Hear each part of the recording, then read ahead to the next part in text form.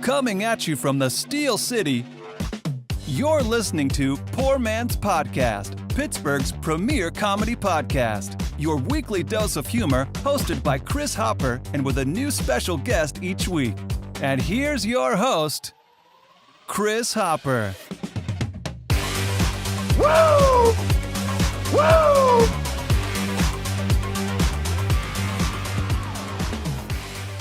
Ladies and gentlemen, welcome to the Poor Man's Podcast. I'm your host, Chris. Along with me this week, we have friend of the show returning back for his second show, Mark Shimkets. Mark, how are you this evening? I'm doing well. I know. You seem to enjoy the opening music. Yeah, dude. Vibe. Oh, yeah. It's whatever the guy from Fiverr decided was not copyright material. Yeah. Oh, I did that for later, too. Did you splurge for the premium package for that?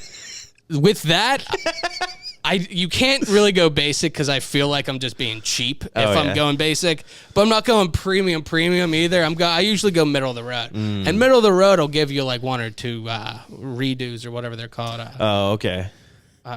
Wait, what was your feedback critique on that one? Well, you know what? The original, the original one, if you would have heard it, it was like the zany and Allegheny, Chris Hopper. There was like a couple other things. Ooh. And it was like, oh God, what was it? They had like three things, and it was like because we do it now, it's like from Pittsburgh or whatever. It's like from the Berg, from the city of Three Rivers. It was like, but like the guy wasn't from here, and he like worked Yins in, and I feel like Yins is a thing where it seems super inauthentic if you're not using it. Like, what people naturally. not from Pittsburgh think Pittsburgh is. Yeah, it's like, hey Yins, we're from the Berg, and this is the zany from Allegheny, Chris Hopper. So like we edited it. That is the better version, and I just rolled with that because I was like, I'm never gonna be pleased with some jingle. Yeah, for sure. But here we are live at 565 Live in Bellevue. Mark, I'm gonna hit the rundown bell. Oh, I don't know.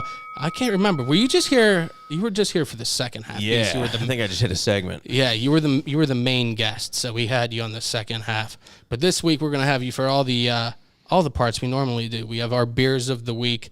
We have our stuff to do in Pittsburgh, and then, as I was telling you right before the show, I found like the number one holiday gifts since. Well, we were looking at since '84, but we brought it up and it's from '77. So, Audible, we're going to do, we're going to adjust. And that Star Wars playset, spoiler alert, I guess, was calling our name. But here we are. We are at 565. Stop down for comedy on Thursdays. Stop down for live music on Friday and Saturday. Next week, we have Michelle from Pittsburgh Foodie Girl. She's going to do the best places to eat in Market Square.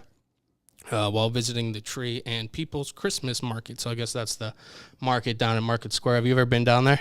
Yeah, I think I went there last year. Got some good cider. How do you feel with like being around a bunch of people at once, like light up night, 4th of July fireworks kind of thing, or anything like that? Yeah, I think I'm constantly assessing threats, but I'm a big individual, so there's not many that worry me. I feel like I told you maybe the first time you were on, like I could see you being like the guy in like the casino that wears the suit, like the muscle. Yeah, you're like a boss. classy thug kind of thing. No, yeah, definitely. I did wear a red suit down there. They thought I was young like, Santa. But. You'd kill someone with piano wire, something like that. Yeah. Yeah, I don't know. But yeah, that's what the first thing I think of when you go down there. But yeah, no, they have a bunch of like small stores and stuff. Yeah, it's crazy. The entire section is just, and then they're like, oh, here's just wine. Yeah. Like, it's like, what are you, we're bringing thousands of dollars in wine just to put in a little hut. Yeah. There's like a trinket hut. It's like a whole village down there. Yeah, I'm like, who's spending $80 on a ceramic horse? Like, I think people just go down there and like, well, it's Christmas, so why not? It's like when you go on vacation, you get gouged on that. Yeah, they probably take Social Security checks. Yeah. Oh, I'm sure they take whatever they can down there. They just barter with other things. But we have the best Christmas gifts. We're going to talk about that later. What else do I have on here? Have you seen any of these AI faces? Any of this stuff going on? Oh yeah, the AI art. Yeah, we're not supposed to be pro that, right? I don't think I am, but so I saw it and like I went like a week by and I was like, I don't trust it. Yeah, I don't trust anything with it. I don't. I don't, want my face in anything. And then I like searched on Google, like, is it safe? And like the first article I saw was like, it's probably okay. And I was like, okay, well, my narcissism is taking over. So if you can see on that bottom one, that's me looking like The Last of Us. Oh, nice. So Joel, yeah, I see that. Do you see that? Cool. They're making a TV show out of that. Yeah, I'm nervous. I think it's coming out in January. I think sequel was rough. I didn't play the sequel. Yeah, it's like if it's like 45 hours long. It can be like 12. And then how is the sequel? Are you Ellie or who are you? Yeah, you're Ellie, and it opens up. Spoilers, I guess. I don't know. It opens up and Joel dies. You watch Joel get murdered. So the entire I don't know. It's kind of like a film, but the entire story is about you going to get revenge against the person that did it. But then it gets really dumb. Oh no! It's like I don't know. The entire story is about getting revenge, and then the end you can play it and figure it out, but it's very unsatisfying. So it's one of those games where it's like we only wanted to come out with one, but since it did so well, we're gonna come out with some bullshit. We're gonna make you care about the villain. It's like, fuck you, dude. I don't care. Like, you murdered the guy that is the entire you did an entire first game as this person. You get an attachment. You watch his daughter die. You feel him. Like I cried at the beginning of the first Last of Us. For multiple times, I was like, It's rough, man. Yeah, I know playing it. It's one of my favorites. And whenever you see a video game or a book or whatever turn into a movie or a series, it's almost never living up to what the people who are fans want it to be. First off, I'm impressed Sony even got the movie made. It took them 84 years to make Uncharted. That was just dog water, so I don't know. That I was so disappointed by that. I feel like Tom Holland, are they just supposed to be a younger version of Drake, of Nathan Drake and Victor Sullivan? Well, they messed their whole life up when they made Uncharted 4, and you start that game as younger Drake, and he has a grappling hook that the entire game is based around, but he's never used in the rest of the games, where he's like, I just forgot this utility that I spent my entire life mastering, but, whatever. Oh, I have a brother. That's cool. That's one of the things, like, you play that. I remember playing, I think it was Sly Cooper. I don't know if you ever played that. Yeah, the thieviest raccoon. Absolutely. Well, we're going to get touched into that later. We're talking about the Christmas gifts, but that was one of my favorites. But like, I think they have 3 or so of them, and the whole reason in the first one you like learn these moves that your ancestors did, but like in one of the later ones it's when they're younger, but they have more controls by then, so they do know more then. But it's not chronologically accurate, so it's like exactly what you're saying. How did you have this skill as a child, but on the second one you didn't? Head hits. Concussions, maybe. That's the only. Yeah. Uncharted was one of my favorite games, although it is one of those things where it's like, okay, this is all kind of plausible, and then at the end it's like, oh, there's monsters too. Yeah, but that's what I love about like Uncharted 2 is like even in that game, the end of it, you have like the evil guy being all blue and stuff, and he's like, you call me the bad guy, but you murdered hundreds of thousands of people to get to me. Like, I don't know if you're really a hypocrite here or not. And it's like, oh yeah, that is what happened. But yeah, no, that movie was garbage. Pretty much every movie I get excited for based on a video game or one of the 3 books I've read. Resident Evil is like the only movie series I feel like is actually low key not bad. Okay, I've never seen it. Oh, really? Yeah. Dude, yeah, it's interesting. They build their own little continuity in it. It's always like a fun summer action movie. Like you're not getting Shakespeare, but how many of those do they 72. have now? Yeah. Yeah, no. Are there more Fast and the Furious or Resident Evil? Oh, that's a good question. That's got to be close. Oh, man. Yeah, it has to be. I feel like they're both in double digits by now. Oh, yeah. Yeah. And then the last thing I want to talk about in our rundown, I'm giving away 2 tickets to Matt Light's his ugly sweater, his second annual ugly sweater party. Yeah, I was there last year. It was fun. Oh, were you? Yeah. I was too. Yeah. I had a rough night out, not anything to do with me. I went to his after party. And then we were leaving, and my girlfriend was driving, and she doesn't drink. Yeah. She was the only sober one, and it was me and Shay who does the show with me, and we weren't like we can get hammered. We were like, respectfully hammered. Yeah. And she was driving, and she just like hit into this curb. Like we're driving, we're right by the McKees Rocks Bridge, and she just hits this barrier. The tire explodes pretty much. Then we can't get it off. Some guy pulled over in a truck named Bugger, he kicked it off, and then I put it back on, and we drove home. And it was so frustrating because it was like just far enough that I wouldn't walk home. Oh, yeah. He just ejected, like, I'm out. Yeah. You deal with it. If it was closer, I would have been like, this is a problem from the morning version of me.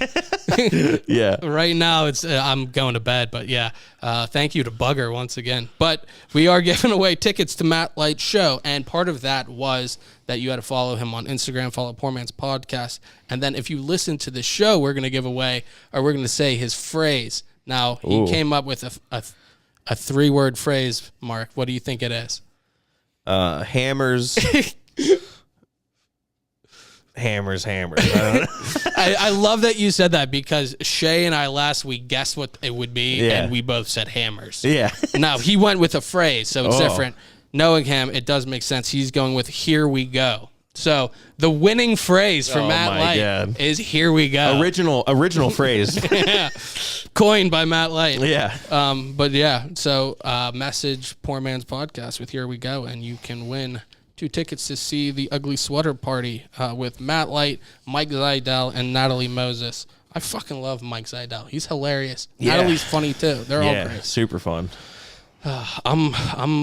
I'm upset. The reason I got the tickets to give them away is because I can't make it. I have to work, but I'm jealous. Yeah. Now, Mark, I wanted to ask you about this. I think the last time I might have talked to you, I saw that you were in a giant accident. Not that you were part of it. What was it with Chris? Yeah. Can you tell me a little bit about that? That seemed wild. Yeah. So I was driving out to Chicago with a guy named Chris Scriva, funny comedian, fellow comedian. He runs a show at Lincoln Lodge, so he invited me on it. We were going to drive out together, and he was doing work on the way. Yeah. But he's had a weird upbringing. Like, weirder than Mo. Like, he talked on the way there. He's like, yeah, I used to just, go out at night and do drag races with friends.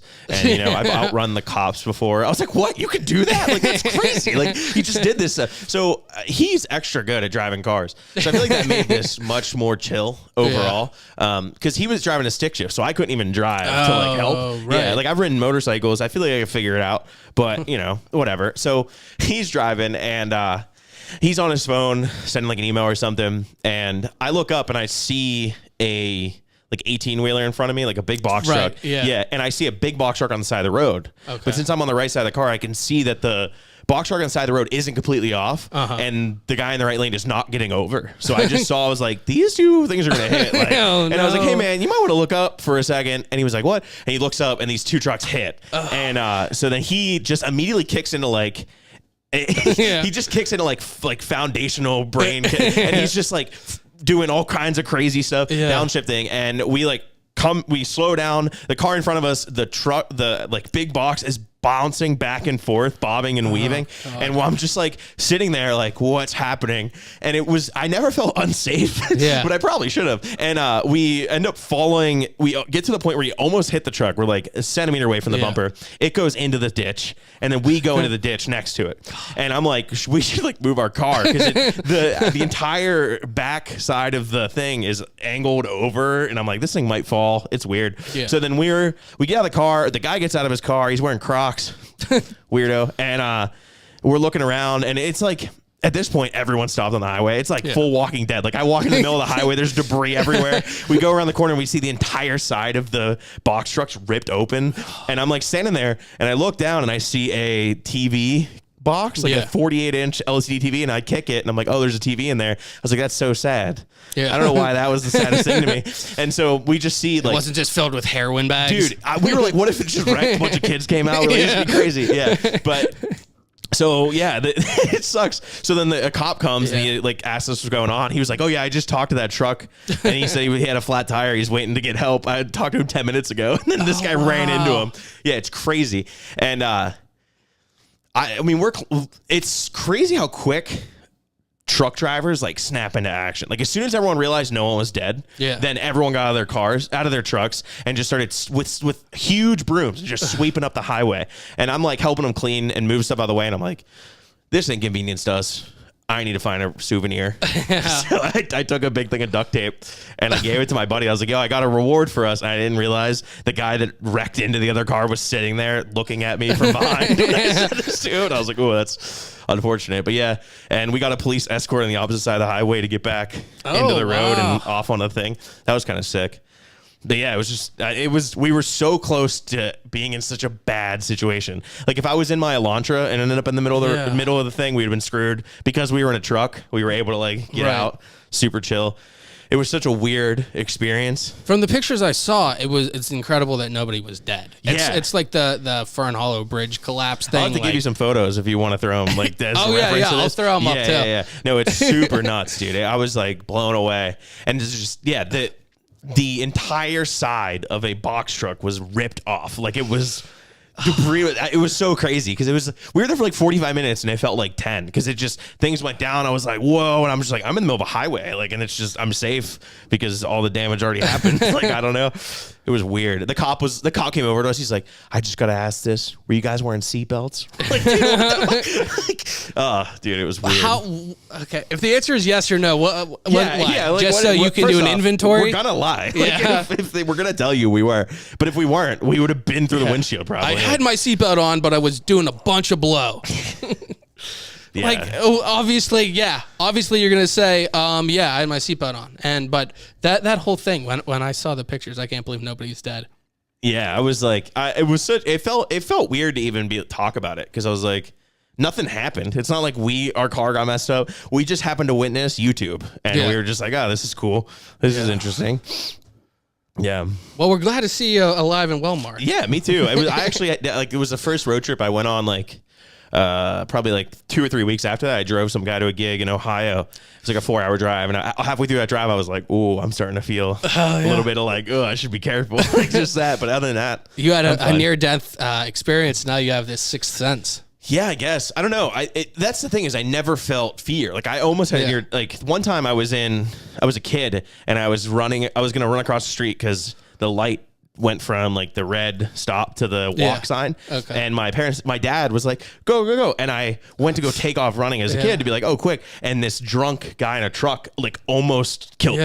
Yeah. And I remember there feeling such intense fear and like that kind of thing. But it was none of that with this. It was just like, oh, okay, we're just holy shit, that just happened. Like it was nuts. It's weird how that like clicks in. I remember my dog, it was like I had this puppy that ran out into the street.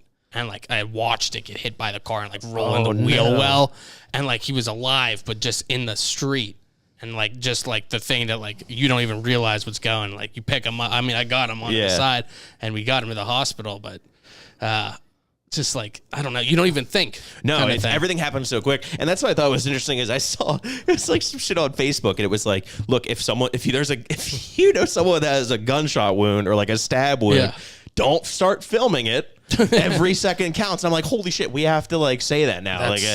That's so crazy. Like I didn't think of recording the truck thing until the dude I was with was like, yeah, if I wasn't technically working right now, I would be recording all this. And I was like, oh, I should probably document this. And I just Instagram lived and it is. It's you see people busting their phones out, you think they're gonna call the police and they're just TikToking it or whatever. That'd be crazy. That'd be so nuts. Oh, yeah, that's how you find out your cousin's dead on TikTok or something. And World Star, and you're like, oh shit. No one helped them. But well, you know what? Let's go to some brighter news. What's going on in Mark's comedy world right now? You have any shows coming up? Yeah, I'm doing a leg with Steve Hofstetter. I've been his tour manager. Like backup tour manager for a bit, and so I get to do time. And since I'm doing the New Year's shows, I get to do a little more time. And like New Year's is gonna be super fun. So that's like the tail end of the year. So like we're the day after Christmas to the end of the year, and then nothing for a bit. Do you like kind of being around a comedian like Steve or somebody who like is knows what he's doing? Like you can just learn from being around him. Yeah, I definitely feel like everyone has something to be learned from. Yeah. Steve works so hard and is really, really intelligent in the business side of things. So I definitely learned a lot regarding that from him for sure.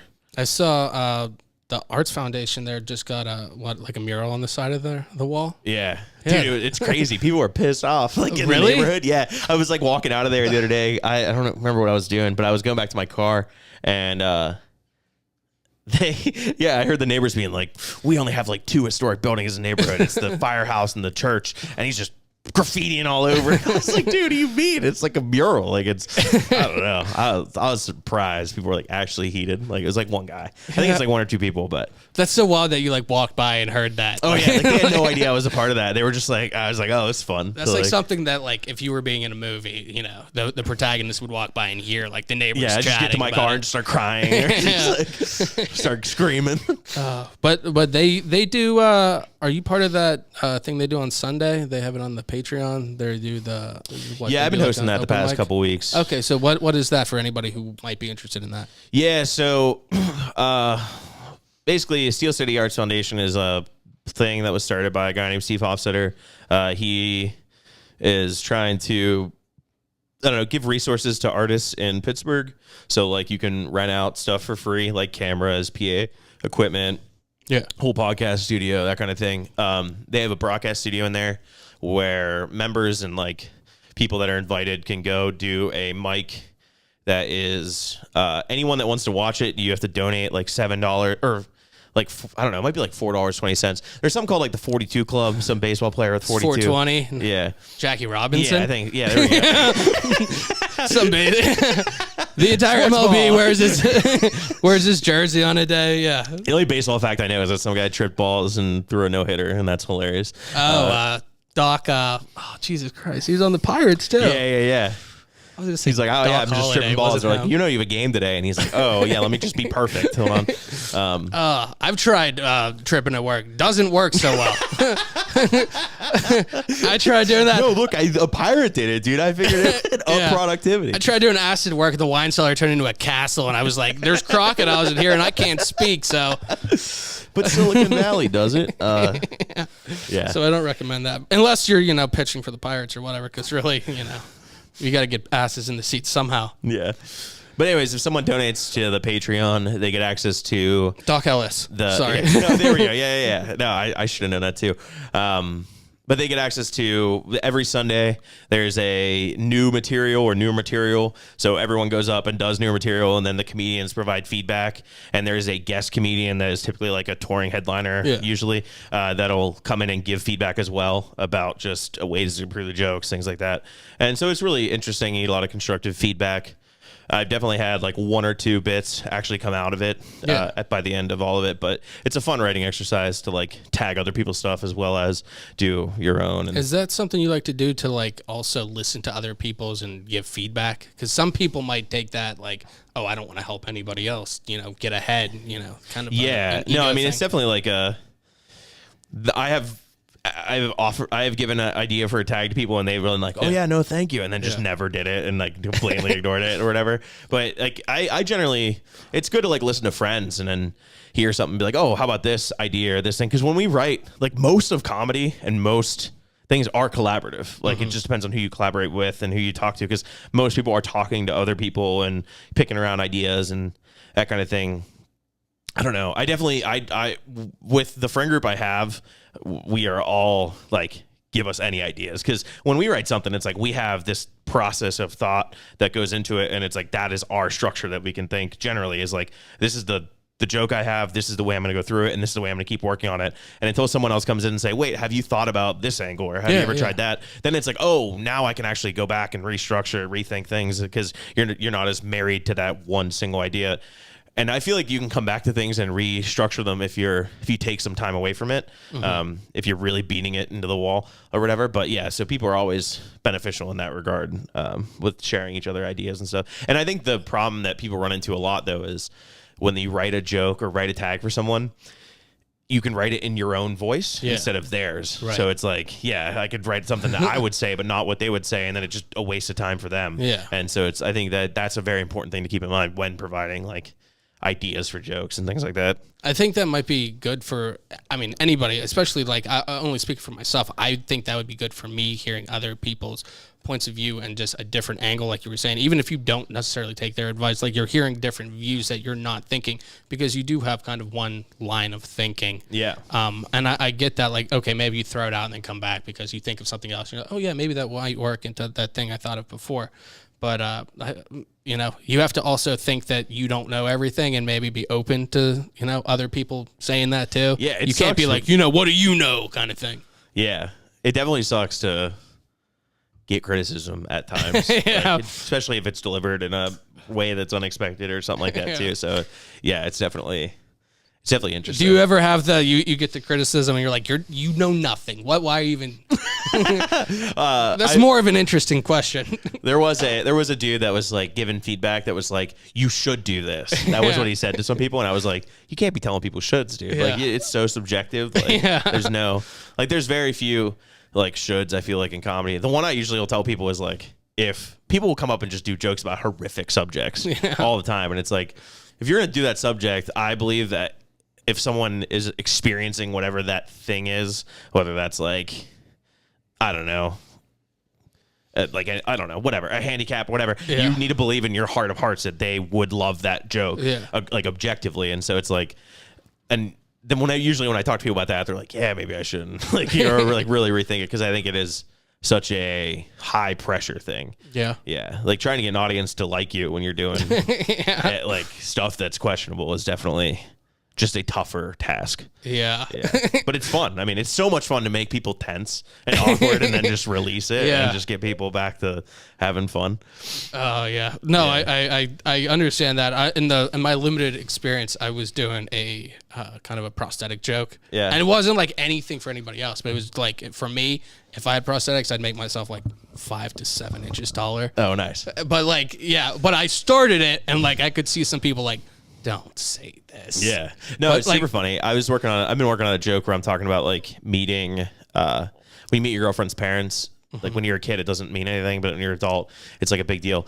And I remember the first time I met girlfriend's parents, I walked in her house and I saw like katanas and knives on the wall and stuff. And I was like freaked out because I've only ever seen like intimidation stuff in movies. Yeah. And then I met the dude, like her dad, and he had an oxygen tank. And I was like, oh, this guy ain't a threat at all. Yeah. So like I'll do like an act out on stage, or like if I'm gonna fight the guy, I like aim for tubes, or like if he lights a match or something. Yeah, like if I hit the metal container, we all explode, like a bunch of stuff. But I'll do that, and like sometimes people will laugh, and other times people will be like, can't make fun of like disabled people or like people with oxygen tanks, and I'm like, really think I'm fighting a guy? If you have a sword on your wall and you're not walking around in a gi at every moment of your life, you're doing it wrong. Like, why do you even have a sword on the wall? Yeah, dude. Especially if you have like the 3 with the different lengths. Yeah, you got to be able to use it if you're buying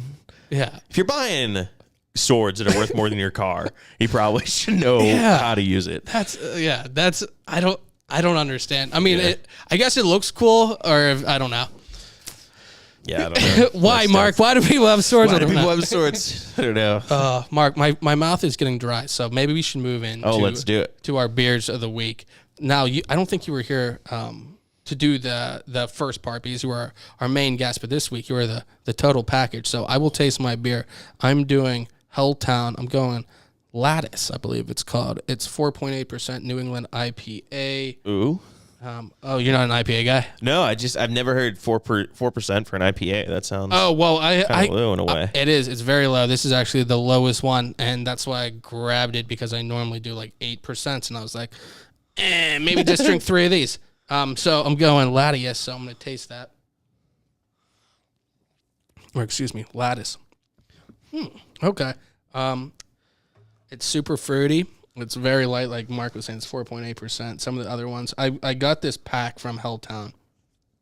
It's a New England IPA pack. It's Salem, it's Buffy, and then this Lattice that I tried. This Lattice is the lightest one I had. The Buffy I had a couple probably months ago, and it was probably the best beer I've had this year. Oh, wow. It's super good. That's awesome. This Salem I tried right before. It's 6%. That one's pretty good. But as for like a lighter option, it's pretty good. That's cool. Mark, tell us about the one you have right there. Looks like I got a True Pilsner from Hitchhiker Brewing Company. Yes. And it's a 4.5%, and it's a pint. Oh, we love the sound effects every single time. It's always so good. Yeah, I like it.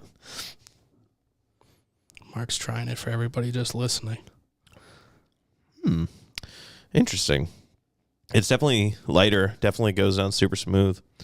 But it's got like a little bit of a, I don't know, like a fruitier taste. But like I don't know. It's really good. I enjoy it a lot. I think because I didn't know what you would like going into it. So I feel like a Pilsner is always a safe one just because it's kind of like a light beer. Like, I feel like you hand this to anyone and they'll be like, all right, I'm cool with this. Yeah. So what we do here, and it's going to load on the screen in one moment. So I'm going to, take my time for dramatic effect so it can load, and then you'll be able to see the chart.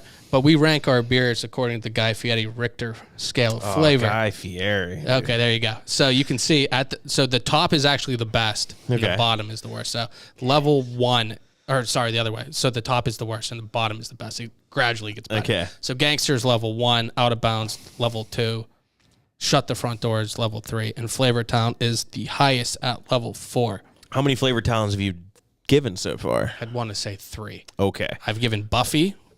I've given Blockhouse Pumpkin, which is my favorite seasonal. That is my pumpkin beer, man. Yeah, it's so my good. dad and I buy like 6 cases every It's so year and good. just put in our basement and hold on to it. It's so good. Dude. And then, Proper Notch by Log Yard, which is a double IPA. Yeah. It's like the smoothest IPA I've ever had. It's That's so cool. Let's give that a go. See?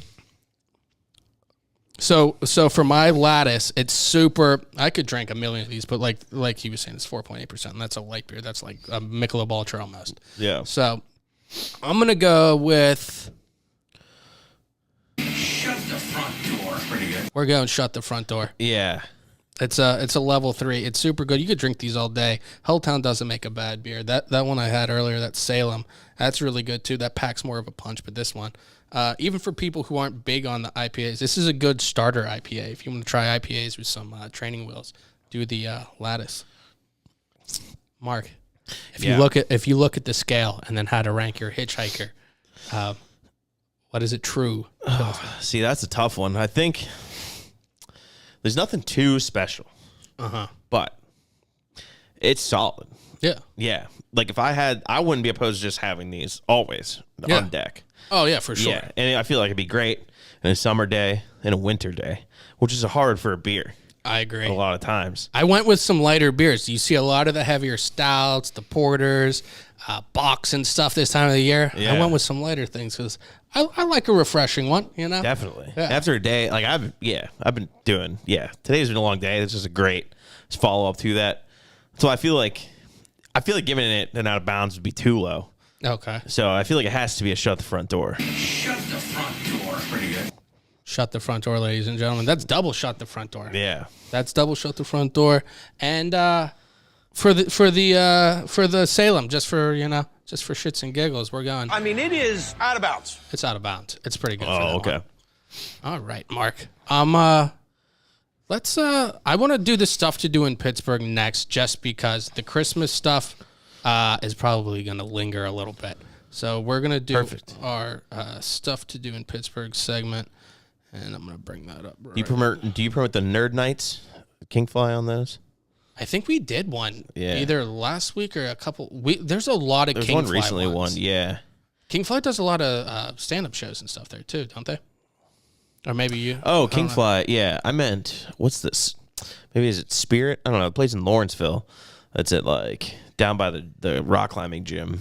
Yeah, I think it's Spirit. Okay. I don't know. I was just curious. That's a really cool fun event if you're a nerd. Go meet some people. So what is it? It's just it's called Nerd Night. A guy named Rory Brenner, I believe his last name. He runs it. Super nice, fun dude. And it's basically like pseudo TED Talks. Oh, okay. And so then you go. Okay. And then they have like networking beforehand, so you can like meet new people that are in the city, that kind of thing. And it's all like structured on like the nerdy idea. I'm biased because I was a speaker once and I did a talk on 5G. Oh, So, really? Yeah, but it's super fun. I definitely recommend if it's something that would intrigue you, definitely check it out. How did you get? Do you have to be invited, or do you submit something, or how's that work? I think it was like a submit. I think I reached out and ended up talking to them about it, figuring it out. I think their goal was to look for someone. I think they reached out. They were looking for like comedians to do something at one point. And so I pitched them an idea and sort of went from there. How long was yours? Or how I think like 10 minutes or so. Oh, okay, that's pretty. Yeah. I think I accidentally put the guy's email on the screen or something like that. It's super funny. It was a fun time. I was like, yeah. How does that compare to just doing stand up?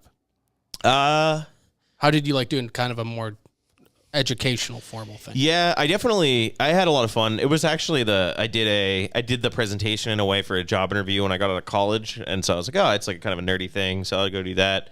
And I wrote some stuff about it. I had like one or two jokes within it, but I ended up doing stand up for like the first minute and a half to get into it. And then I did the presentation, and then I did like the Q&A part afterwards. It was really fun because I just like stood at the edge of the stage and took questions and tried to be as funny as possible. And I had a lot of fun there. So, that's cool too, because I feel like there's so many opportunities in life where you could almost work on crowd work, like just like something like that. Yeah. Or like if you're just, I don't know, I work in a restaurant. If you're bartending or something, it's just stuff like that. You're always interacting with people. The quickness is huge. Yeah.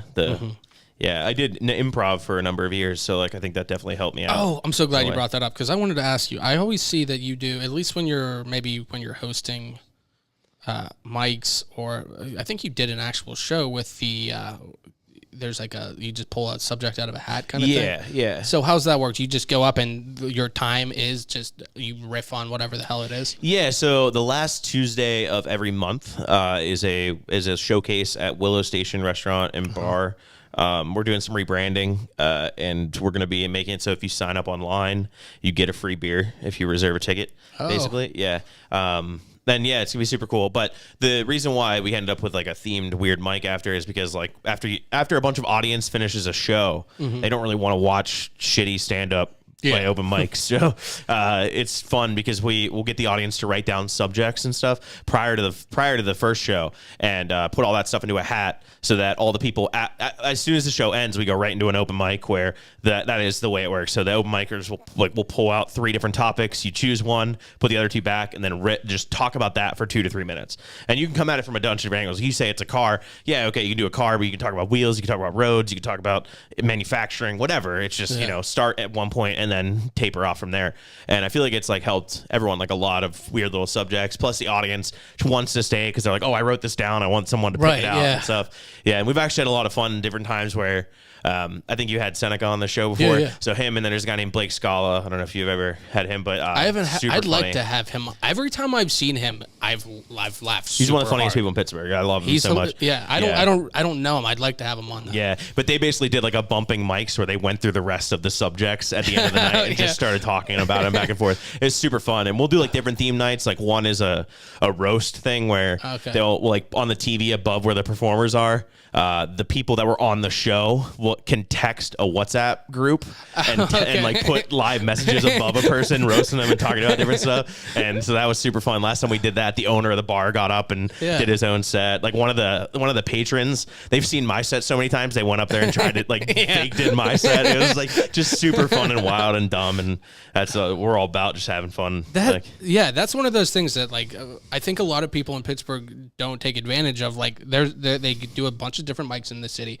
like, and it's mostly free, if not always, from mics. Yeah, I mean, and then if you're seeing some of these shows, there's some shows, I mean, under $20, you can go out on most weeknights and see, have a pretty good couple hours, definitely, and just watch people. I think that just kind of pulling something out of a hat, doing it live, I think there's like an added level of humor, knowing that it's like when you watch improv, like, when they're doing it live on Whose Line Is It Anyway or whatever, that people would watch all the time. Like there's an added element that makes it funnier because it's like they're doing it live. Oh yeah, and then someone will get a topic, and then they'll just do material. And I just get up afterwards. I'm like, fuck you, fuck that guy, fuck that person. I'll just go super hard.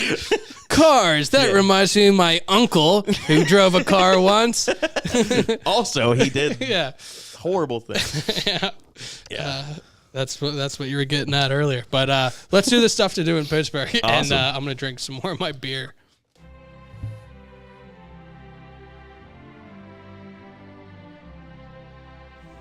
Hey everyone, it is Liz from Stuff to Do in Pittsburgh, and we are back again this week to give you some of the best events happening in Pittsburgh this weekend.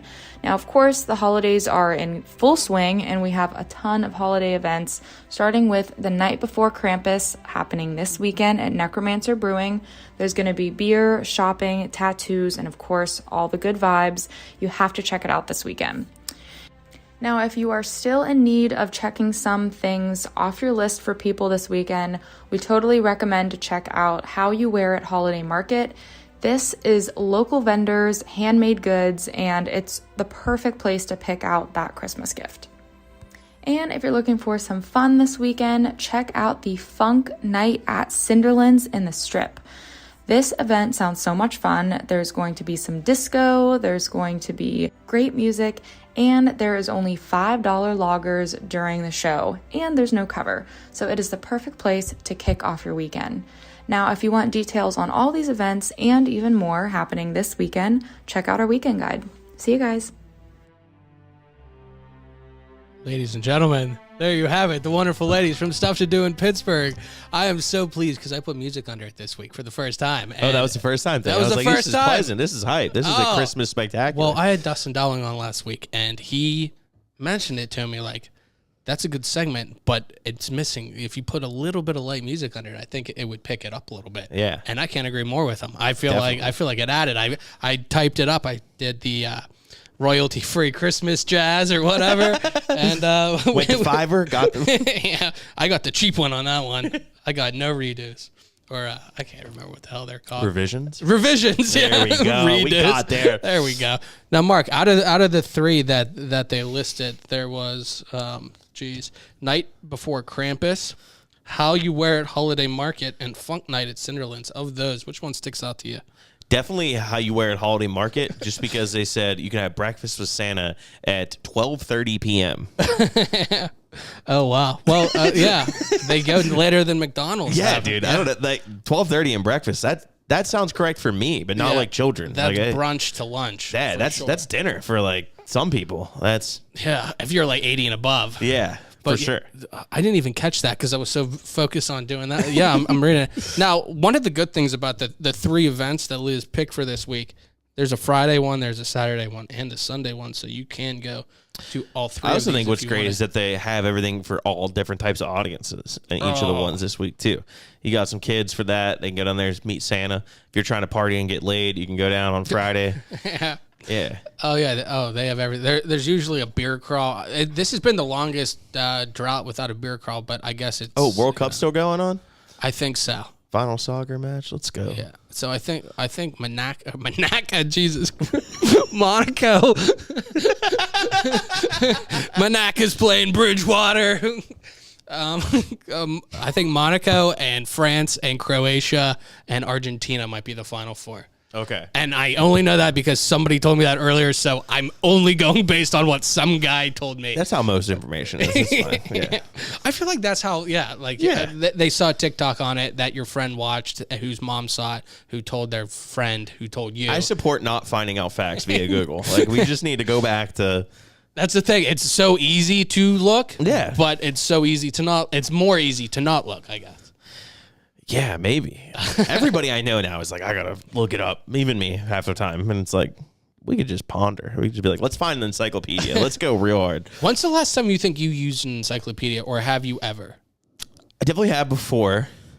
I feel like the encyclopedia was next to National Geographic titties in my middle school, and so like, we could just swap books real quick if we were trying to look or whatever. You got to type up.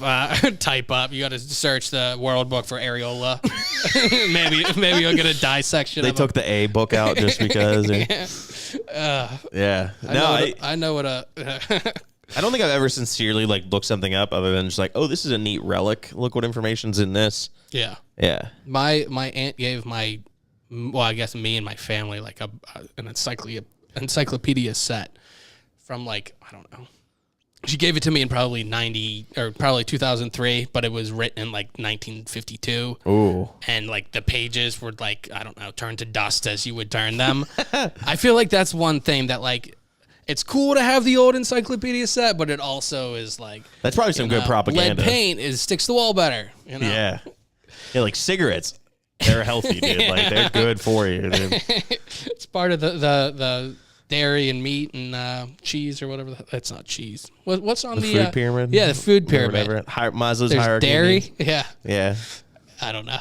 Dairy, vegetables, fruits, probably. Yeah, I love how that's flipped since we've existed. Yeah. Yeah. It's it turns out everything we told you your entire life, my bad. Yeah. But, all right, Mark, I'm going to bring some of these up Okay. Because this was the one, I guess the main event. This is our last segment. We're gonna talk about some of these old Christmas gifts. I'm gonna pull them up on my computer of the ones from the 80s. We're starting it in the 80s on this, but on the computer, and me and you will talk about it just for the people listening as well. Awesome. Let's bring this last tab up. All right, so these are the most popular kids' toys. Not necessarily the best, but most popular. Yeah, not necessarily the best, the most popular. So according to this one website, and that's the most extent that I did of this searching, 77, we have the Star Wars toys, which obviously, I mean, probably biggest movie, one of the biggest movies still. I would assume all the kids were going after that. They have Simon in 78. That seems high tech for 78. I bet, yeah, that's true. I bet Simon was educational at the time. Is Simon kind of like Bop It with colors, or like do you have to remember or how is it? You remember the order? Okay, yeah. So it's like green, red. It's weird that they describe it as a multiplayer game. Maybe. So what if you lose? Do you pass it? Because isn't that? I'm just comparing everything to Bop It. Yeah, I'm pretty sure it is just Bop It ripped off Simon for sure. Yeah. They're like, what can we do instead of colors? I guess you could twist and pull. Okay. How do we groom children? Yeah. No. Okay. Well, we're gonna Bop It. What should we call it? I've never thought of that before. It's fucked up. 79. We have Atari VCS. I guess that's probably the first. You ever use an Atari? I have played like a game, but it was on like a Windows 98. Oh, you know, it wasn't. Yeah. It wasn't. You know, I remember the real deal. Having one, but I could never get it to work. Like Pong, we had Pong. We had a couple of things. I remember back in the day, that's when you had that like metal circular prong that you had to plug into your TV, and not like VGA. It's like a full on just. I don't even. It's like is it like one of these? Oh, you mean the antenna? It looks like how the antenna would like push in and then screw on, dude. Yeah, that's how they connected the TV analog. Okay, is that the thing that like it was like the bolt that you turn, or am I thinking of something else? This is the best fucking conversation. Dude, this is I don't know why I spoke this into existence. I was Don't OG. say anything if you don't want me to start talking about it for 10 minutes after. Hell yeah. Okay, let's not look it up. I agree. 1980 Rubik's Cube. Now Rubik's is a dude's name, right? Yeah, what's that say there? Erno Rubik's? Hungarian sculptor. Erno Rubik's. I mean, the Rubik's Cube is still pretty much the standard for trying to, show people how smart you are quickly. Yeah. How much can you do a Rubik's Cube? I'd probably 0. I remember I had a Rubik's Cube and I just pulled the stickers off and tried to put them back on. Oh, man. That's so funny. I could get like a side. But I had a roommate that could do it. He would time himself and do it in like minutes. Yeah. Yeah. And he smokes so much weed. So I think that might be the key. Do you think he would have done it faster or slower had he not? Slower, for sure. Yeah, definitely. You could definitely see in his eyes, like he unlocked the Matrix and just started going at it, dude. Yeah. His mind was gone. It was just, his body working. I'm talking like 48 seconds type of. Oh. Yeah, dude would be like, here, do this. And the thing that ruins that for everybody is like we all see the videos of the kid that does it in 12 seconds. Yeah. So now if you do it in 32 seconds, no one cares. You're like, oh, it took you that long. You're not as good as a 12-year-old? All right. You shouldn't be proud of your achievement. Yeah. Meanwhile, I try to put the stickers on poorly. 1981, we have Smurfs. Wait, what is a Smurf? Just literally just Smurfs? Just Smurfs, I guess. Oh, just like a plushie? Yeah, I guess so. Papa Smurf. What was the deal with the Smurfs? You know anything about Smurfs? I remember seeing it when I was like young. I remember watching a bunch of cartoons, like if I just missed school when they had like weird things on. So Smurfs, I remember that there were a bunch of the little Smurfs, obviously Papa Smurf. There's like Brainy, Laffy, like different like. Was it just discount dwarves? Yeah, kind of. And they almost had the names like that, but they were blue. And I remember, I think his name was like Gilgamesh or something. The bad guy in it. Oh, yeah. And he had like a cat too that would like chase him, and they was like the antagonist in it. But I can't really remember what the point was. I just know that Smurfs have really stood the test of time. Yeah, in like a cult, like we know they exist, we know nothing about them. It is. It's and they just came out with some of the like a newer. Well, I'm saying a new movie. It was probably 2008 or whatever. But like, there's been one since like CGI has been around. Like, there's been. They were live action back in the 80s. There's so many that are just like, let's remake something just because it's nostalgia, not because it's good. Like, well, yeah, we gotta who was banging down like Warner Brothers' door like, we need the Smurfs movie? It's just for the parents that grew up. They're like, my kid, I enjoyed this when I was a kid. How about I pay for this now? That's the perfect time for like Space Jam to come back out now. Yeah. It's just like, let's hit all the adults that are older now. Jumanji. Yeah. Let's hit them with their nostalgia. Now they'll force it on their kids. I try to make my kids watch the Mighty Ducks. They don't give a shit. It's so disappointing, too.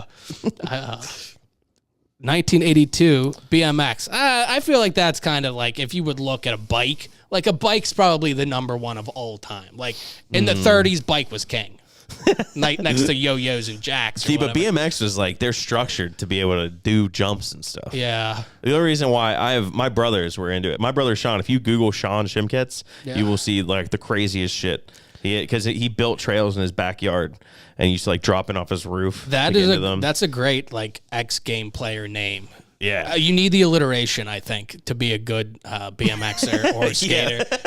Yeah, dude. That's so I think funny. it makes you sound way edgier. Follow him on Instagram. Every day I'm shoveling. But yeah, the BMX. The cool thing about the BMX too, if you look at this, it's like a gyro thing or whatever the fuck it's called. Yeah. And so you could do the handlebars 360. You don't have to worry about in perpetuity, man. Yeah. The brakes. Oh, Cabbage Patch Kids in '83. Now this is where, if you're watching it live, which you should be, this is where the pictures start out. We have 1984. Oh my God! Read the last sentence of the Cabbage Patch Kids. They were originally not sold. They were adopted with their own names and birth certificates. Oh, wow. Good for them, dude. 21-year-old art student, hand stitching them. You want to talk about a good Shark Tank pitch? Yeah. Oh, they're killing it.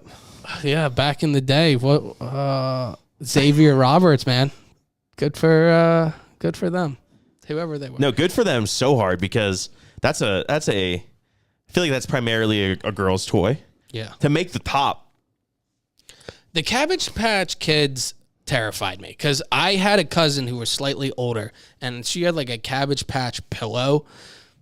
Terrified me. Oh, really? To this day, I feel like if I'd see one, it would kind of... The legs are looking a little weird. Definitely looking like my legs when I don't work out for like a few, you know? It's a little rough. Whenever your calves and your thighs are the same size, it's bad. It's either you have giant calves or tiny thighs, but it's neither good. Yeah, that's not a good, Yeah, where's Xavier now, man? Transformers. Transformers are sweet, man. Innovation. Transformers are one of the best action figures just from... You basically have two toys in one. Yeah. Yeah. I remember I had an Animorphs. I think his name was Jake or whatever. He turned into a tiger. It was the coolest toy. Couldn't figure out how to fucking transform it. Dude, they're so hard to transform. You have to like follow a guide for sure and memorize it. Yeah. My cousin had those. They were cool. Care Bears. I feel like 85 was Care Bears.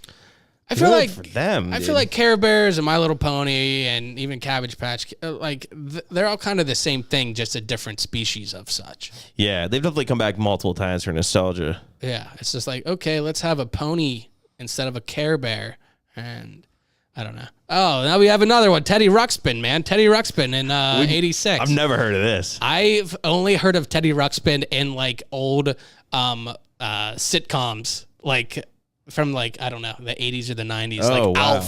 Alf was talking about Teddy Ruxpin or something. I don't fucking know. That's a very small face, proportionally. Oh, yeah. Is he wearing a bulletproof vest? What? He is, man. That's a flak jacket. He's yeah, man. Teddy Ruxpin's Dude, he's seen some shit. Yeah, man. I could see that as the new like cocaine bear. It's Teddy Ruxpin, man, on a bender. We got to bring back an adult recreation of Teddy Ruxpin. Yeah. 87 Koosh Ball. Dude, the Koosh Ball. The Koosh Ball stood the test That's a of time. stocking stuffer, dude. Yeah, man. That's one of the ultimate like. I don't know what the allure is. I think just it's a small thing that you can throw. It's a perfect weight to throw something, and it's not hard to like catch. Yeah, it's it has good a to kick perfect around. like break. Yeah, it serves so many purposes. Well, not so many, but like it serves 3 purposes, but they're all fun. Yeah. All right. We have 1988 NES console. That's NES rips. Yeah. One of the best consoles of all time. Mega Man slaps. Super Mario Brothers 3. Yeah. What do you got? You got any NES games? No, not currently. I Not. just mean you don't have. I would play like my cousin. Okay. Like a couple times. Yeah. The earliest one. I mean, the earliest ones that I really played. I played a Sega a little bit. Okay. And then like PlayStation was when I first really got into it. But like I haven't. Oh, I have this bad boy in my living room right now. The OG Game Boy. Yeah. Oh shit. I need to update the thing for the people watching it. But yeah. So you said you have one of these NES consoles? Oh yeah, for sure. Somewhere in my house. Yeah. So Dude, NESs were the best. Play a game called Lolo with my dad.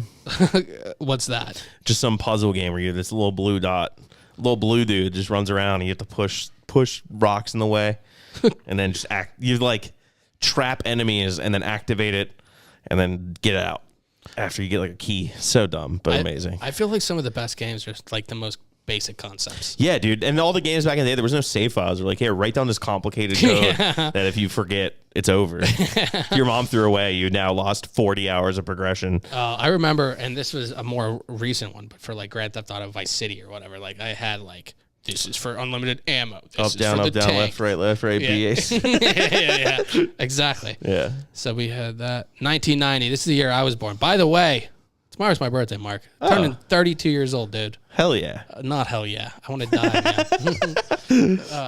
I feel like Happy early birthday. yeah, thank you. I work in a restaurant throughout December, so I haven't celebrated my birthday in many moons. Not that I would anyway. Let's You not probably be get super... doubled up gifts Oh yeah, I get growing up doubled too. up. Which, yeah, quite a bit. Which I mean, you usually did get slightly better, Yeah. but it was still like, oh yeah, that was the combo gift. What was the best birthday party you've had? Birthday party? Yeah. Have you ever had like a special birthday party? Probably not since I was like 7. Well, yeah, but you like go bowling? You get a bowling pin? No, I got this toy though. I'm gonna fucking bring it up too. Oh yeah. I have it right here. It's going solo too. It's gonna be on this. This is a Batman. This is High Wire Batman, from probably the mid '90s, from the Batman animated series. This was my favorite toy that I got. I got this on a birthday. But it's like the black. It's neon. It's the sweetest fucking thing ever. But the people watching the thing will see it. Mark, you'll see it momentarily. Yeah, that's awesome, dude. I love a good neon. That's a great color. Black and signature. neon. That's the way to go, especially to get to a kid's heart. If you had to think, what age did you have the best birthday party? I don't know about age, for sure. Can you remember the best party that you had? I definitely should have had an answer for a question I asked. Oh, that's awesome. Yeah, that Batman. That's that old Bat. Oh, that's a good Batman too. That's what's his name? Just died. Voice of Bruce Batman. Lee? No, what? Who? Kevin Conroy or whatever. I think he did the voice for Batman. I think I didn't know he died. That sucks. Yeah, surprise. Oh man. Sorry Darn. to break it to you, I'm Mark. start crying now. That's so fucked up to even like joke about. I don't know. Yeah, I definitely had a bowling party once. The only birthday party I can think of is one that I ruined, and it wasn't mine. I was at a girl's party that I went to grade school with. Yeah. And I lost my iPod Touch, and I was just looking around for it. But I was asking people if they saw it, that everyone got concerned and started helping, to the point where the entire party is looking for this thing. And then I found it in my back pocket. Oh, no. And instead of throwing it somewhere and letting someone else get the goal, or being like, oh, I found it, I was like, it was just in my back pocket. And they're just like, we are not going to talk to you anymore. You no longer have friends. I remember ruining a friend in middle school's birthday party at a bowling alley. I got there and she was excited to see me or whatever, and she wanted to give me a hug. Yeah. And I acted super excited to see her. I was like, oh my God. So I went over to give her a hug and then ducked under her and gave her a hug. A friend behind her. Oh. It didn't work. It ruined the mood for the rest of the day. So, oh, no. a lot of people thought it was funny. Yeah. She didn't. But that was the goal. You're going for goofs. Hey, man, I'm going for the pure number, man. 10 out of 11 thought it was funny. Yeah. Look, some people. The 11th is the Booker. Somebody's got to take the L for everyone else to have a good time, right? Yeah. But it sticks with me today. But yeah, so 90, we have the Teenage Mutant Ninja Turtles. I guess that's just all thing. My brothers are super into that. I never got around that. There's a 14-year gap between me and my brothers. So what year were you born, Mark? 97. 97. Okay, so you're the same age as one of my brothers. I was born in 90. Almost 91. Oh, wow. I said. So I liked the Ninja Turtles, but because like I had cousins born in the mid 80s, I had all their hand-me-downs of like I had the Ninja Turtle like bed sheets that had like the brown stone on it and shit, like the classic ones. So I had that. I remember seeing the Transformers and stuff as well. 91. Oh, Pogs. Is there a dumber thing ever? No. No is the correct answer. Well, it's like a collectible thing. I recently watched like a little documentary about Pogs, and it was interesting that they originated in Hawaii. I thought that was interesting, but it got really deep. I found out it's really deep, but whatever. Yeah. And I looked up. Because everyone's buying stupid shit now, like Pokemon cards that are worth a bunch. So my new theory of how we all get rich is we all buy Pogs. Because you can buy like entire sets, mint condition for like $200, right? Yeah. And then we need to get like a famous YouTuber to just be like, Pogs are the shit. Yeah. And then we can all be billionaires. That's my... That would make sense. You could see it anymore. Maybe NFT Pogs or something, Yeah. Maybe a combo, or just put Pokemon faces on Pogs. You're killing two birds with one stone. Make them collectible.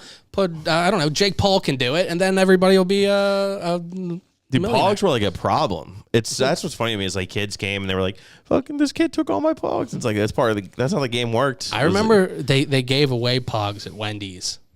Dude, there was back when Wendy's so had the many yellow Pogs, man. Like was that the first fad?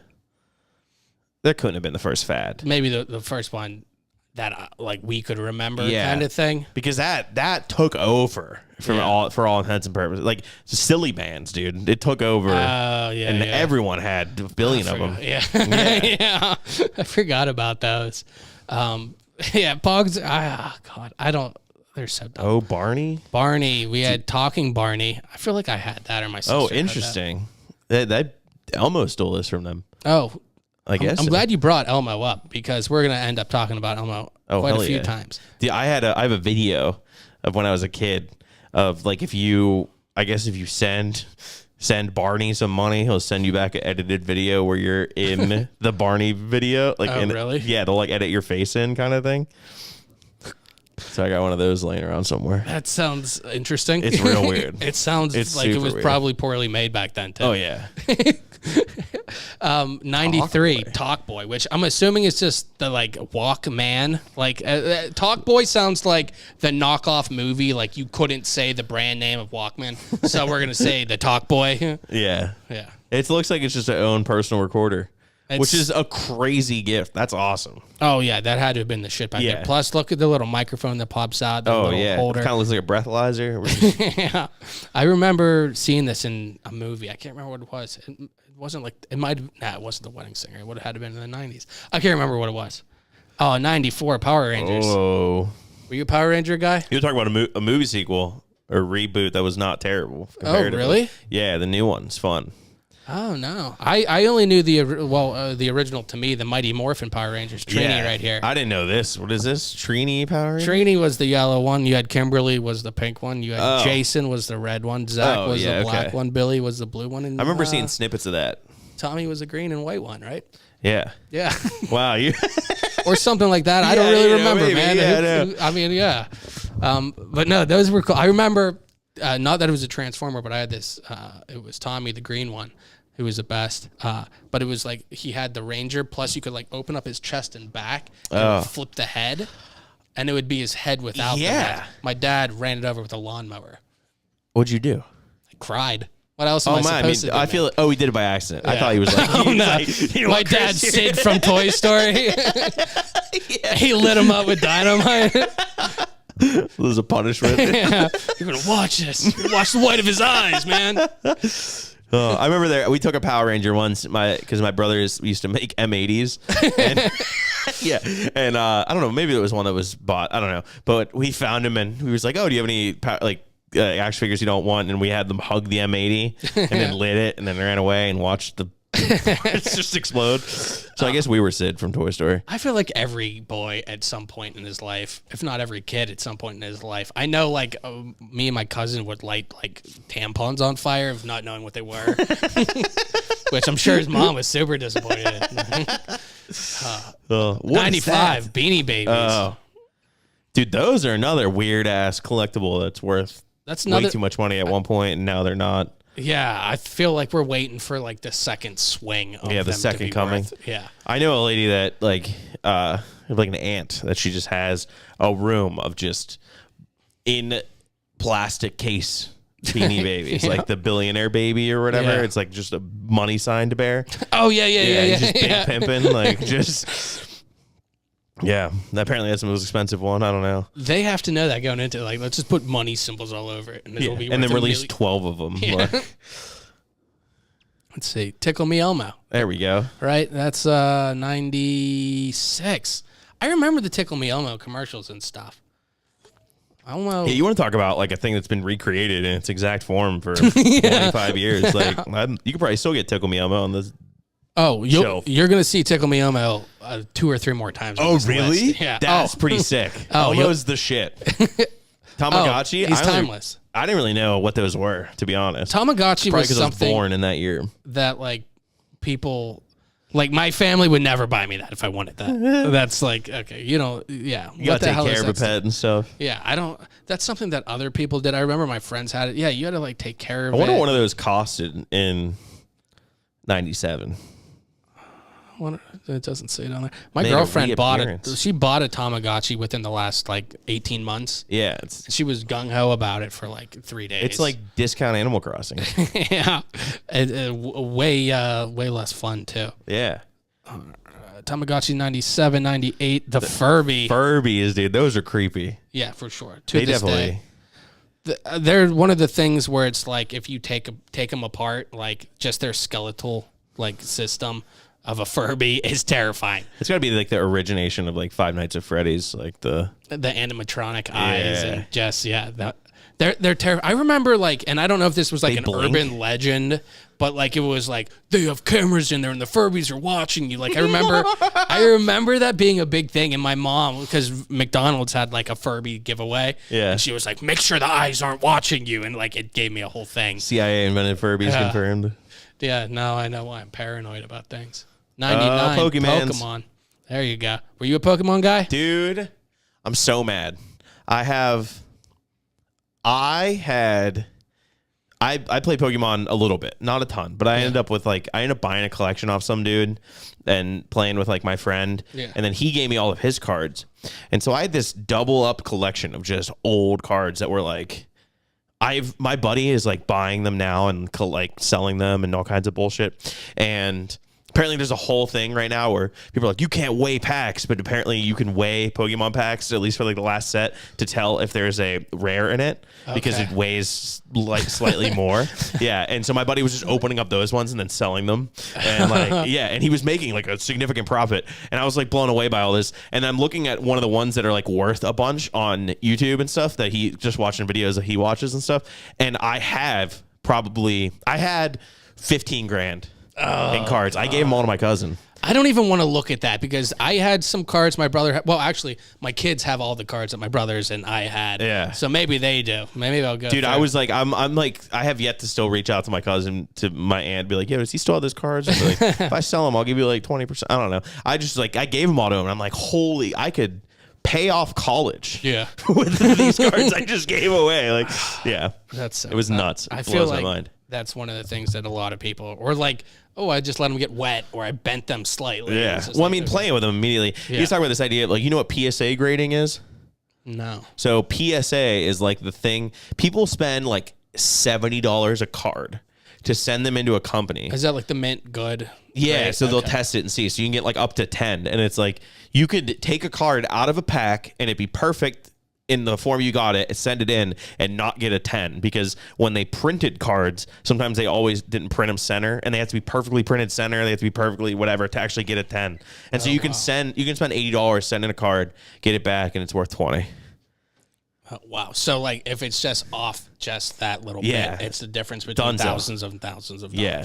Wow. Insane to me, dude. I feel like basically it's just looking at all this stuff and seeing things that people thought would be worth a ton of money and then weren't, and then possibly could be again.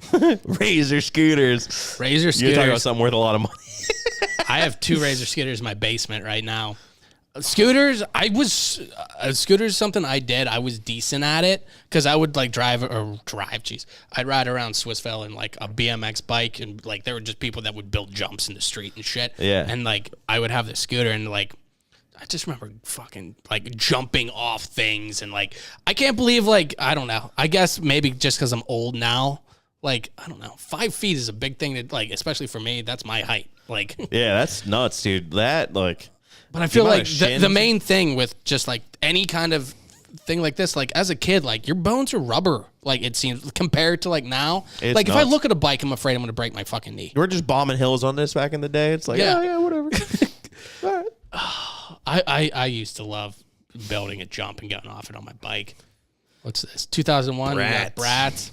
That's when everything started going downhill. No. Which is what, like Barbie that has a little bit bigger heads and less clothes, I guess. I don't know. As Grandpa Hopper over It's here Barbies says. with I don't know. attitude. Oh, yeah, they absolutely have attitude. Or representation Barbies. I don't know. Yeah. Look at those boots, though. She's killing Those it. boots slap. They all have pretty good boots out Yeah. there. They are. They're almost like they need to have like the fall ensemble where they all wear like shades of taupe. Yeah. And big But the one hats. girl's got a, what is that? A knitted. What's that? It's not even knitted. It's the opposite. It was a what's the one that's crochet? Crochet? Yeah, she crocheted a Crochet hat. has the hooks. And a Knitting beanie. has the yeah, needles. she crocheted a beanie. That's what she got back in 2001. Oh, yeah. Look at that, man. That's nice. Yeah. Keeps those locks in. All right. 2002 Beyblades. That's something I never. Me neither. Yeah, that's the wrong. That was like, what was that? You would just like make them spin and hit each other? I think yeah. And then they had like the arena thing that you'd put them in. I feel like that was an attempt to evolve Pogs. Yeah. I feel like they had something like that. I remember my cousins telling me about it in like the 80s or 90s, and it's just like a newer version of that. I remember. Oh, it was tied to a manga. I had do you remember BattleBots?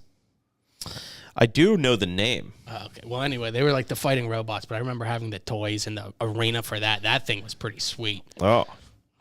Fuck a baby. Oh, I had this thing. Oh, Robo Sapien. Yeah, dude. 2003 and 4, back-to-back champ. Oh, wow. Yeah, it came with like a remote. It was real dumb. It would did it like just walk? Yeah, it was just like that was it. Perfect. Yeah, that was literally it. 67 pre-programmed actions. Oh, wow. 67. Oh, Red Ring of Death.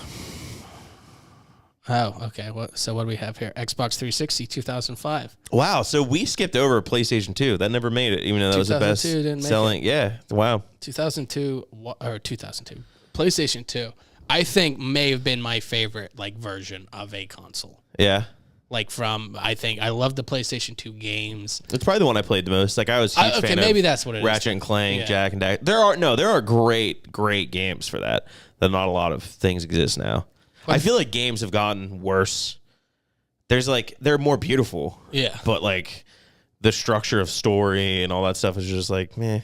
Yeah, and maybe that's most video games, but I feel like a lot of it is just like, let's make it look good, which is obviously very important, but then it's repetitive things. Yeah. Or like, yeah, I'm just salty about the Ratchet and Clank game that came out. I think it's probably nostalgia. Do you ever have a 360? I was a PlayStation guy my whole life. Yeah. So, I mean, I would play it at my friend's house, but then I'd be like, fuck this controller. Yeah, dude.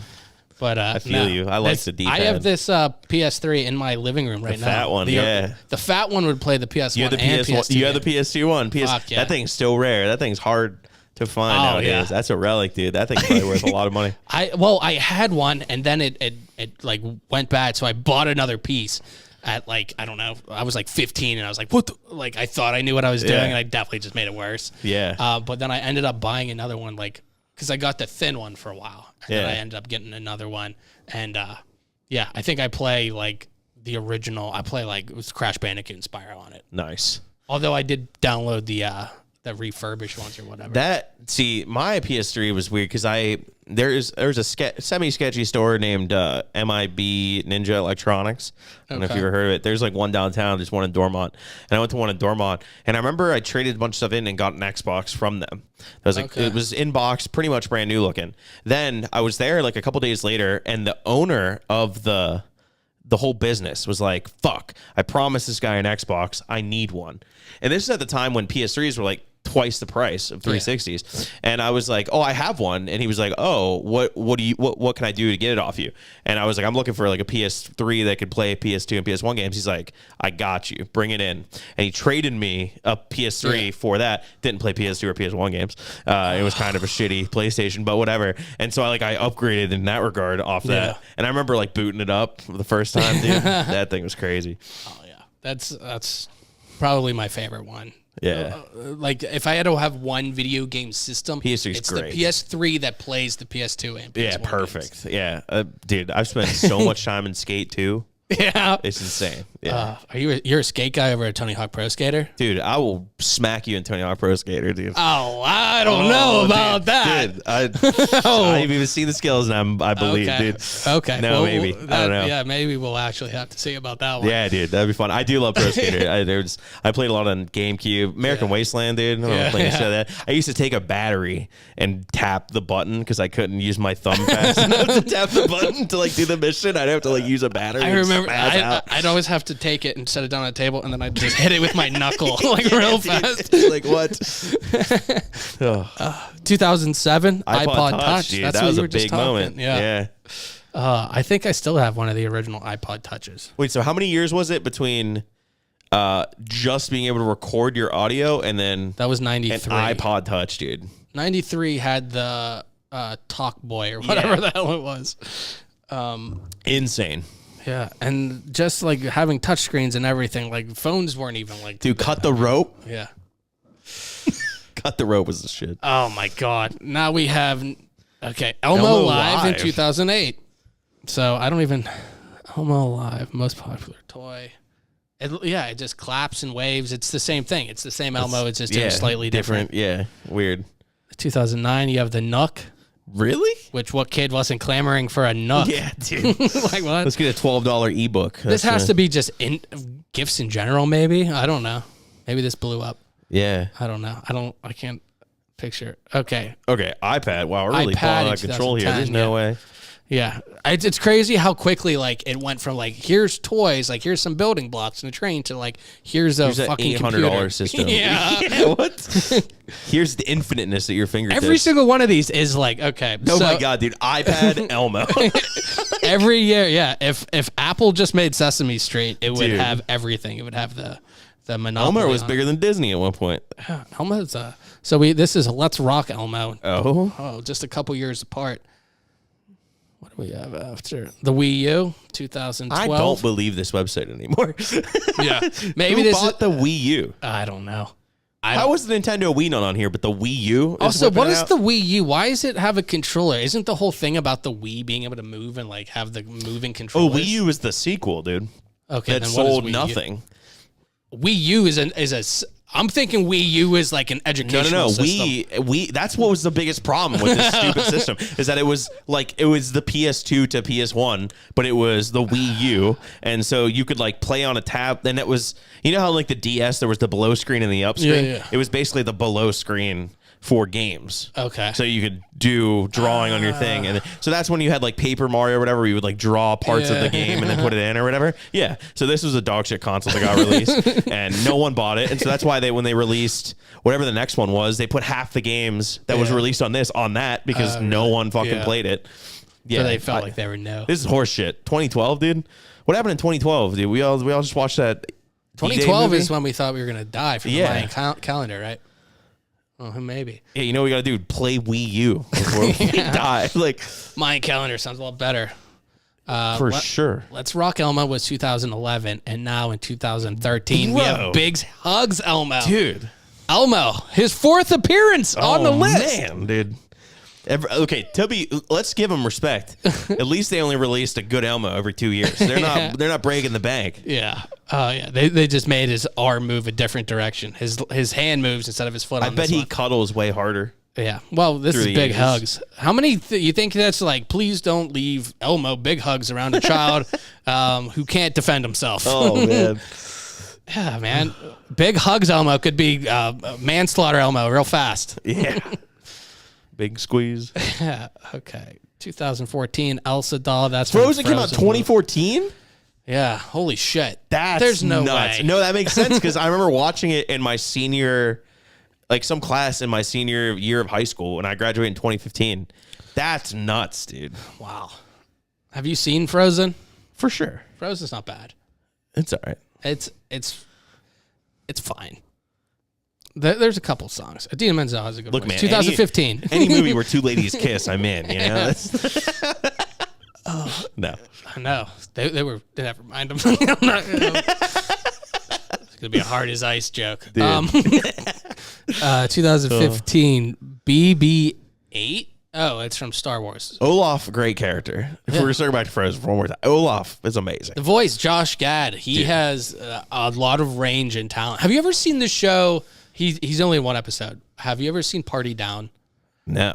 Oh my god, highly recommend it. Okay. It was on Showtime for like 1 or 2 seasons. It was with, oh god, I think his name's Adam Scott. He's the one in like Step Brothers. Oh, his yeah. brother. Him, Martin Starr. If you know him, you would probably know if you saw him. There's a bunch of people that you would know if you saw them. Jan Lynch was in it for like a season. It's super funny. It's like a catering business, but they go to different spots.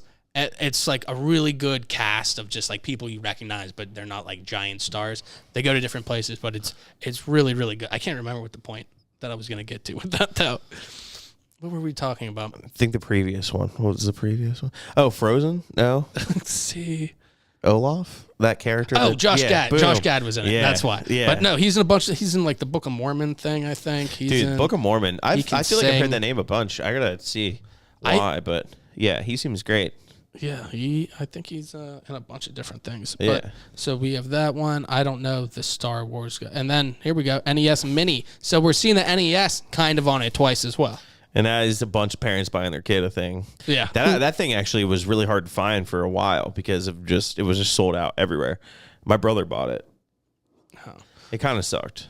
It looks like something that you would want it to be cool. And then It's like the you know, you plug in like those little joysticks in your TV and play Dig Dug. Yeah. Yeah. You know, like that's, Dig Dug is the shit. I fuck with some Let me Dig pump Dug. some stuff up, dude. My- What my- is this? Oh, yeah. Is this programming for children? I Is would that- assume so. It Yeah. looks like there's like blocks and some kind of tank looking thing. Cosmo. Cosmo, yeah. Yeah, there we go. Robot that helps kids learn to code. I'm pretty sure this is like what we want to show other countries our top toys were. Yeah. Like Sweden was like, what are you up to, America? Yeah, we're like we're programming, It's dude. not a sixth Elmo. It's Cosmo. It's kind of funny that It's not Elmo. It's Cosmo. Elmo's like, tickle me, and it's like, I'll hug you. I'm sorry you're depressed. Like, it just gets more and more aggressive. Yeah, Boxer AI robot. Dude, AI has been taking over since 2018. I guess so. AI in 2018 and then 2019. Lol, surprise, 2-in-1 glamper. Yeah, I'm not familiar with this. Is when it's starting to pass me up a little Yeah, bit. dude, this is PS5, Xbox Series X. I feel old because I don't know what Xbox Series X even is. so. There's two versions. The So small, Series X, is that this guy on this side? that's a PlayStation 5 right there. okay. Yeah, that middle one is a Series X. The one to the left is a Series S.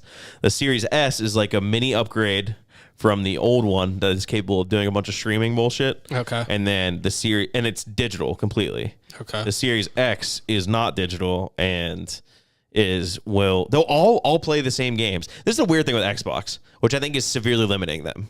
Is that they're all will play the same games, they'll just play at different rates. So like one will be 1080, one will be 4K, one will be whatever, all that bullshit. When like I feel like the thing that made console generations interesting was that you were hyper individualizing the ability to make games for that one console and then taking that to the nth degree. Yeah. Like The Last of Us on my PS3, that's insane.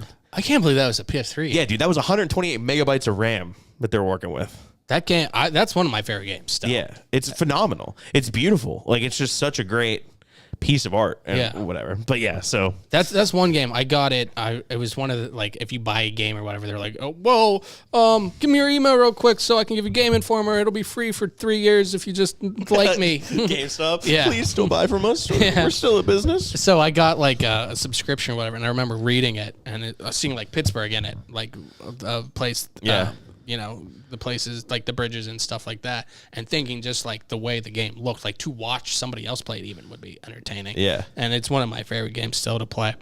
I bought GameStop stock before Xbox and PS5 came out because I was like, it's going to have to go up when they sell all these consoles, right? Yeah. And then I sold it right whenever those consoles came out, and I made a slight profit. Yeah. And then it went up 48-fold. And I was like, God damn it. It was right Wow. before. You didn't know about the GameStop thing? No. Wait, you don't know anything about that? What, GameStop just... No, I don't. Oh, okay. So, wow, that's so... a quick education for Yeah, Chris please. Hopper here. The GameStop stock, it was the first time people on the internet realized you could short the stock because like everyone, all the people that were investing, all the people that were looking at GameStop, they were like, it's going to go down forever.